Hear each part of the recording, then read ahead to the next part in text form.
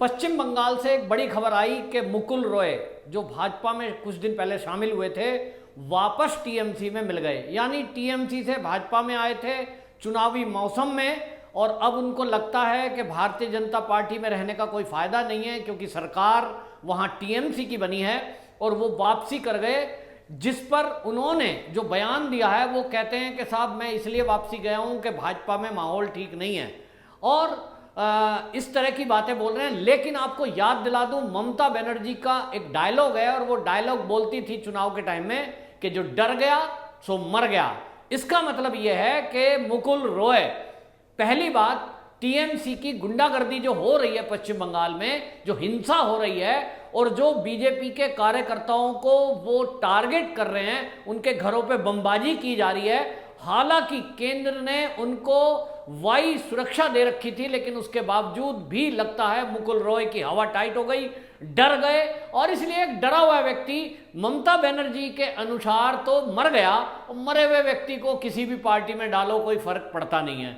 ठीक है, ममता बनर्जी के साथ टीएमसी में पहले से थे कुछ लोग, होता है बरसात में जैसे मेंढक निकलते हैं वो ऐसे ही चुनाव में निकलते हैं, और आप देखेंगे बरसात खत्म हुई तो मेंढक कहां गायब हो गए पता नहीं चलता। यानी जिन चट्टानों के नीचे छुपे हुए थे वहीं वापसी, तो इसको घर वापसी कहा जा रहा है टीएमसी की। लेकिन रियल बात यह है कि जो नेता, दो तरह के नेता आपको जाते हुए वापस दिखाई देंगे। एक वो जो टीएमसी की गुंडागर्दी का मुकाबला नहीं कर पा रहे हैं और डर गए हैं, डर कर वापस वो गुंडागर्दी करने वाली पार्टी में ही वापस मिल गए। भाई हमारे बस की नहीं है कि हमारे घर के बाहर कोई पथराव करे, हमारे घर पर कोई बमबाजी करे, हम नहीं सहन कर सकते। यानी एक तरह से उन्होंने अपने जमीर को मार दिया और सरेंडर कर दिया उस गुंडागर्दी के सामने, जो हम देख रहे हैं कि चुनाव के बाद से जो हिंसा पश्चिम बंगाल में हो रही है।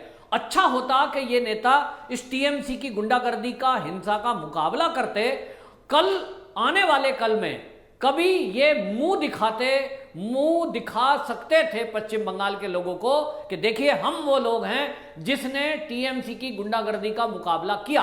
लेकिन ऐसे लोगों का क्या करेंगे जो मौसम देखकर लगा था बीजेपी की सरकार बन जाएगी, बीजेपी में आ गए, और अब लग रहा है बीजेपी की सरकार नहीं है, ये तो ममता बनर्जी की ही सरकार बन गई, वापस टीएमसी में जा रहे हैं। दूसरे तरह के वो लोग हैं जिनको लगता है कि अब स्वार्थ पूर्ति के लिए सरकार के साथ रहना जरूरी है, क्योंकि जो दलाली है, जो कटमनी है, जो टोलाबाजी है, जो गुंडागर्दी है, वो अब भारतीय जनता पार्टी में रह के तो चलने की नहीं है।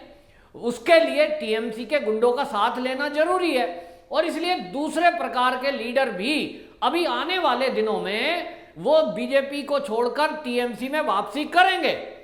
उनका स्वार्थ पूर्ति नहीं होता, और ये प्रकृति का नियम है कि जो स्वार्थी लोग हैं वो या तो स्वार्थ पूर्ति हो जाएगी उसके बाद छोड़ देंगे साथ, या स्वार्थ पूर्ति नहीं हो रही है तब साथ छोड़ देंगे। तो इनको तो जाना है, और इसलिए ऐसे लोगों के बारे में ज्यादा चिंतन नहीं करना चाहिए। हमने देखा जिस तरह से प्रेस कॉन्फ्रेंस में मुकुल रॉय ने वापसी की है टीएमसी में, चेहरा उतरा हुआ था और लग रहा था जैसे बहुत डरे हुए हैं। और डरा हुआ व्यक्ति इस तरह की भाषा इस्तेमाल करता है। आप देखें कि पूरी प्रेस कॉन्फ्रेंस में पत्रकार सवाल कर रहे थे मुकुल रॉय से, लेकिन मुकुल रॉय को ममता बनर्जी बोलने नहीं दे रही थी और जवाब दे रही थी ममता बनर्जी। यानी एक तरह से जो ममता बनर्जी की दादागिरी का स्टाइल है, वो जो दिखाती है डिक्टेटरशिप, वो साफ दिख रही थी। और पत्रकारों ने अगर सवाल करने शुरू किए कि आपने वन नेशन वन कार्ड का योजना को प्रदेश में लागू क्यों नहीं करा, क्योंकि प्रवासी मजदूरों के लिए वो सुविधा है केंद्र सरकार की तरफ से, उस पर जवाब नहीं दिया। और ये कहते हुए ममता बनर्जी ने उस प्रश्न के उत्तर को देना जरूरी नहीं समझा और टाल दिया कि मोदी के मीडिया का मैं जवाब नहीं दूंगी, जबकि ये सवाल तो बनता है, क्योंकि ये जो राशन है केंद्र की तरफ से दिया जाता है, राज्य सरकार को गरीबी रेखा के नीचे रहने वाले लोगों को ये मुफ्त में देना होता है। लेकिन केवल इस देश में 2 राज्य ऐसे हैं जो इसको आधार कार्ड से लिंक नहीं कर रहे हैं, उसकी जानकारी केंद्र को नहीं दे रहे हैं। और इस तरह की पश्चिम बंगाल से तो चुनाव के पहले भी शिकायत आई थी कि पश्चिम बंगाल सरकार जो कोटे का राशन है गरीबों के, वो केवल टीएमसी के कार्यकर्ता आपस में बांट खा रहे हैं, या उसको दुकानों में बेच देते हैं, जरूरतमंद लोगों को वो नहीं मिल रहा है। और इसीलिए केंद्र सरकार ने और बाकायदा कोर्ट ने फटकार लगाई कि आपने अभी तक अब राज्य में ये केंद्र की योजना को लागू क्यों नहीं किया। लेकिन हाई कोर्ट की फटकार के बाद आपको बताएं ममता बनर्जी बौखला गई है कि उसको लागू करना ही पड़ेगा, आज नहीं तो कल। लेकिन पत्रकारों ने जब सवाल पूछा है इस पर, तो इस पर वो मौन हो गई और उल्टे सीधे और सवाल करने लगी कि पीएम केयर्स कहाँ है, केंद्र की फलानी योजना कहाँ है। अरे भाई, आप गरीबों के लिए जो योजना केंद्र की तरफ से ऑलरेडी दी गई है, जिस पर कोर्ट ने टिप्पणी की है, यानी यूं कहें कोर्ट ने फटकार लगाई है, उस योजना के बारे में आप कोई बात नहीं करते।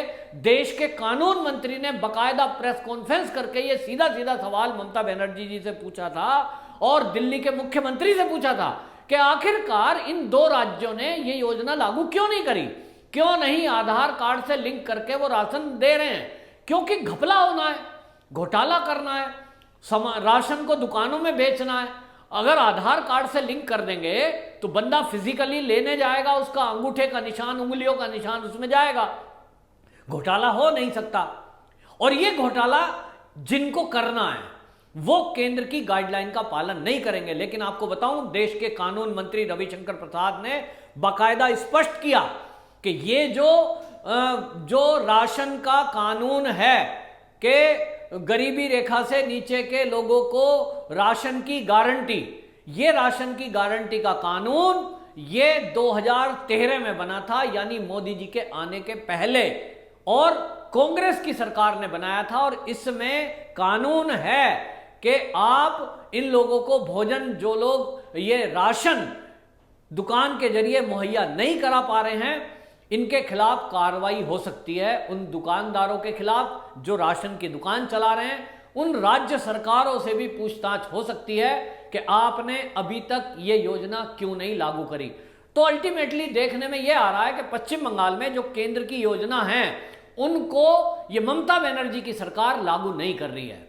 और दूसरी तरफ जो केंद्र की योजना है, इसमें घपला घोटाला करके ये टीएमसी के लोग अपनी जेबें भरने का काम कर रहे हैं और केंद्र को कोई जवाब नहीं दे रहे हैं। और दूसरी तरफ हिंसा पे हिंसा हो रही है, लोगों को डराया जा रहा है। भारतीय जनता पार्टी में जिन्होंने सपोर्ट किया या वोट किया या जो शामिल हुए, उन लोगों को डराया धमकाया जा रहा है, उनको इस तरह से टॉर्चर किया जा रहा है कि घर के अंदर ही बंद रखें, उनको दुकान से सामान ना खरीदने दें, रास्ते में किसी की गाड़ी मिल जाए तो उस पर पथराव कर दो, उनको धमकाओ, डराओ, आसपास बम फोड़ दो, ताकि वो लोग दहशत में रहें कि भाई हम तो भारतीय जनता पार्टी में रहेंगे तो ये गुंडे तो हमें जीने नहीं देंगे। और इस तरह का जो माहौल क्रिएट किया गया है पश्चिम बंगाल में, जो हिंसा हो रही है प्रतिदिन, जो बलात्कार हो रहे हैं, जो वहां जाति और धर्म के आधार पर दंगे अब शुरू हो गए हैं, इन सब से ये एक साफ हो गया पूरे प्रदेश की जनता।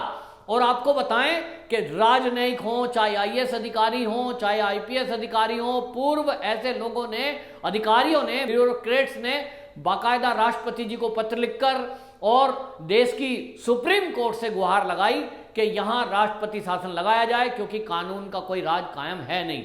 जगदीप धनखड़ जी, जो कि राज्यपाल हैं पश्चिम बंगाल के, वो कई बार इस हिंसा का जिक्र कर चुके हैं। और जो लोग अपने घर छोड़कर विस्थापित होने को मजबूर हुए हैं, उन विस्थापितों के मुद्दे को भी उठा चुके हैं। और उन लोगों में जो विस्थापित हुए हैं, ज्यादातर गरीब लोग हैं। यानी ममता बनर्जी का एक चेहरा ये सबके सामने निकल करके सामने आया है कि ममता बनर्जी की सरकार गरीब विरोधी है, ममता बनर्जी की सरकार दलित विरोधी है, ममता बनर्जी की सरकार महिला विरोधी है। और इसीलिए इस हिंसा पर ममता बनर्जी कुछ भी बोलने को तैयार नहीं है।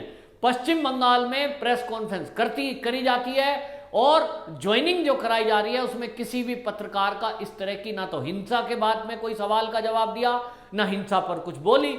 इससे यह लगता है कि ममता बनर्जी एक तरह से मौन होकर ये हिंसा करने वालों को समर्थन दे रही है, क्योंकि मुख्यमंत्री को एक स्टेटमेंट इस तरह के माहौल में देना चाहिए था कि जो भी हिंसा कर रहे हैं वो इस हिंसा को ना करें और सभी लोग हमारे हैं। क्योंकि इस समय पश्चिम बंगाल में जो भी लोग हैं जिनके खिलाफ हिंसा हो रही है, जो पीड़ित हैं, वो सभी पश्चिम बंगाल के हैं। उसमें कोई दिल्ली से गया हुआ नहीं है, उसमें कोई यूपी से गया नहीं है। और जबकि राज्य की ये जिम्मेदारी बनती है कि जो नौकरी करने गए हुए हैं, चाहे वो यूपी के हों, चाहे वो बिहार के हों, चाहे वो मध्य प्रदेश के हों, जो भी लोग गए हुए हैं उन सबकी सुरक्षा की जिम्मेदारी सरकार की बनती है। लेकिन ममता बनर्जी वो मुख्यमंत्री है जो अपने प्रदेश के लोगों को बाहरी और स्थानीय कहकर लोगों को भड़काती है।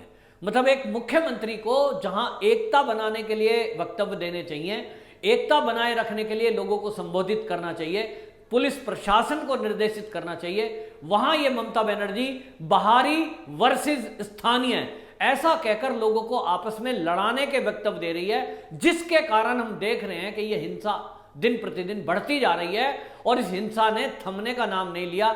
जब रोज इस तरह की घटनाएं हों तो वहां कौन रहेगा?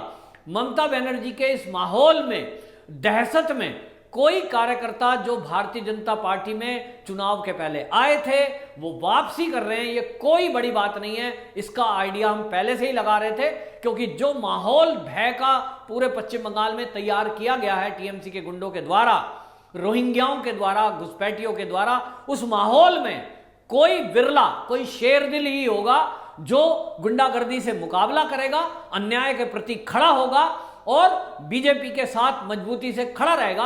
और इस देश की आजादी के लिए लड़ने वाले लोग, इस देश की गुंडागर्दी के विरुद्ध लड़ने वाले लोग, वो कभी डरते नहीं है। लेकिन ममता बनर्जी का वो डायलॉग, जो डर गया सो मर गया, तो जिसका जमीर मर गया और जो डर गया टीएमसी की गुंडागर्दी से, वो तो मरा हुआ व्यक्ति है और मरा हुआ व्यक्ति ही टीएमसी वापस ज्वाइन कर रहा है। इसमें किसी का, बीजेपी का कोई नुकसान होता नहीं दिख रहा।